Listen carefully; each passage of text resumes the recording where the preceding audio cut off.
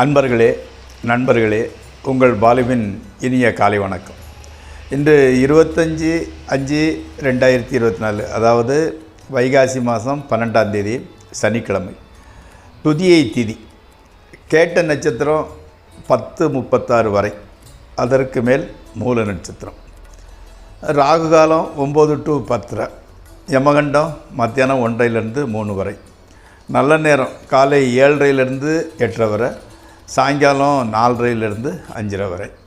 சந்திராசிரமம் எப்படின்னு கேட்டிங்கன்னா 10:36 மணி வரை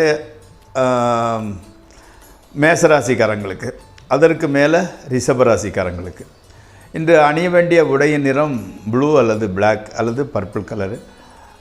தவிர்க்க வேண்டியது வெண்மை. சாப்பிட்டது முள்ளங்கி அல்லது புதினா சாப்பிடலாம். இப்போது நேற்று மாசி மாதம் பிறந்தவர்களோட சில பலன்களை சொன்னேன். இன்றைக்கி கூட மாசி மாதம் உள்ளவங்களை பற்றியே பார்க்கலாம். இவங்க ஆராய்ச்சி அதாவது தத்துவ ஆராய்ச்சி, விஞ்ஞான ஆராய்ச்சி, இந்த மாதிரி ஆராய்ச்சி மனப்பான்மை உடையவங்க. அதனால் அந்த துறையில் போனால் ரொம்ப சைனாவாங்க. எதிர்கால வளர்ச்சியில் கண்ணாட்டம் எதாக இருந்தால் கூட நம்ம முன்னேற்றத்துக்கு எப்படி அது ஒத்து வருமா, ஒவ்வொரு ஸ்டெப்பும் எதிர்கால வளர்ச்சியை முன்னிறுத்தி செய்வாங்க. ஒரு வேலையை ஒப்படைச்சா அதை ரொம்ப பர்ஃபெக்டாக செஞ்சு முடிக்கக்கூடியவங்க. இவங்களுக்கு கலை ஆர்வம் அதிகம். அந்த கவிதை எழுதுறது, நாடகம், கதை, வசனை, திரைக்கதையெல்லாம் எழுதுறது, இதிலெல்லாம் ரொம்ப ஈடுபாடு உடையவங்க. சங்கீத பிரியம், பெரிய சங்கீதத்தில் எக்ஸ்பர்ட் எழுத கூட சங்கீத ரசனை நன்றாக இருக்கும். இவங்களுக்கு மெமரி பவர் ரொம்ப நல்லா இருந்துக்கிட்டு இருக்கும். மற்றவங்களோட தராதரத்தை கரெக்டாக எடை போட்டுருவாங்க. அதில் நிபுணர்கள் வச்சுக்கலாம். வெள்ளை உள்ளம்தான். ஆனால் மற்றவங்களை கெடுக்கணும் வைக்கணுங்கிற எண்ணம்லாம் கிடையாது. வெள்ளை உள்ளமுடையவர், மிகவும் புத்திசாலி. கற்றவத்தை ஒன்று படித்ததை மனசில் வச்சுட்டு கரெக்டான சமயத்தில் அதை சொல்லுவார். அதாவது ஓமயத்தோடு பேசுவார். எதை பேசுகிறா இருந்தால் கூட ராமாயணம், மகாபாரதம் அப்படி நடந்தது இப்படி நடந்ததுன்னு ஒரு முன்னேற்பாடு, ஒரு ஓமையை சொல்லிக்கிட்டு தான் சொல்லி முடிப்பார். ஸோ பேச்சு சாமர்த்தியம் உடையவர். அதே மாதிரி பொருள்கள் சேமிப்பார். கடைசி காலத்து வாழ்க்கை வெரி ஸ்மூத், ஓரளவு வசதியாகவே இருந்துக்கிட்டு இருக்கும். இப்போது நம்ம அடுத்து ராசி பலன் நிகழ்ச்சிக்குள் செல்வோம். அன்பர்களே, இந்த நிகழ்ச்சி உங்களுக்கு பயனுடையதாக இருந்தால் சப்ஸ்கிரைப் செய்யவும், நண்பர்களுடன் பகிர்ந்து கொள்ளவும். முதலில் மேசராசி. இன்றைக்கி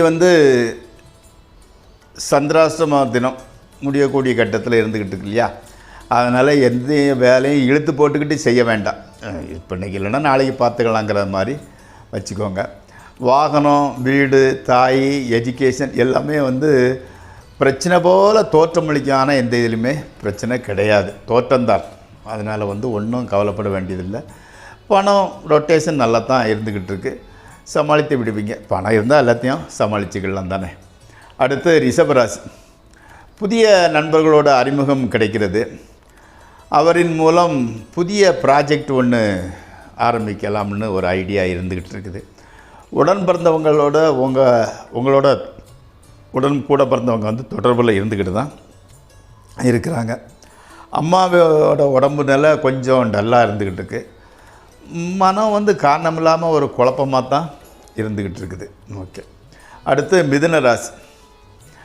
பணம் கொஞ்சம் டைட் பொசிஷனில் வந்துடுச்சு. சென்னை, பாம்பே இந்த மாதிரிப்பட்ட கடற்கரையோர பிரதேசத்துக்கு செல்ல வேண்டிய சூழ்நிலை உருவாகிறது. குடும்பத்தை விட்டு கொஞ்சம் பிரிஞ்சு தான் இருந்துக்கிட்டு இருக்கிறீங்க. ஒரு வாக்குறுதி கொடுத்துட்டு அதை நிறைவேற்ற முடியாத சூழ்நிலையில் இருந்துக்கிட்டு இருக்கிறீங்க.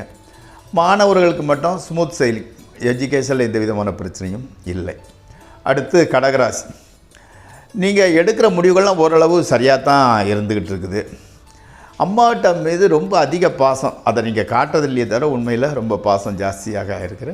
அதே மாதிரி அம்மா கூட உங்கள் மேலே ரொம்ப பாசமுடையவர்களாகவே இருக்கிறாங்க. நிலத்திலேருந்து வரக்கூடிய வருமானம் வருது வேண்டாத வழியில் செலவாகி விடுகிறது. மாணவர்களுக்கு எஜுகேஷனில் ஈடுபாடு கொஞ்சம் கம்மியாக தான் இருக்குது, விளையாட்டு புத்தியாக தான் இருந்துக்கிட்டு இருக்குது. அடுத்து சிம்மம். அதாவது வீடு சீர்திருத்தம், வாகன மெயின்டெனன்ஸ், இதன் மூலமாக கொஞ்சம் செலவு சேர்கிறது. அதே மாதிரி கேஸ்ட்ரிக் ப்ராப்ளம் கொஞ்சம் தொந்தரவு கொடுத்துக்கிட்டு இருக்கு. நேரத்துக்கு எதையாவது சாப்பிட்டுக்கோங்க. உத்தியோகத்தில் வந்து பிரச்சனை ஒன்றும் கிடையாது. அடுத்து கன்னிராசி. பணவரவு ஓரளவு திருப்திகரமாக இருக்கிறது. ட்ரேடிங் கூட ஓரளவு லாபமாக தான் இருக்குது.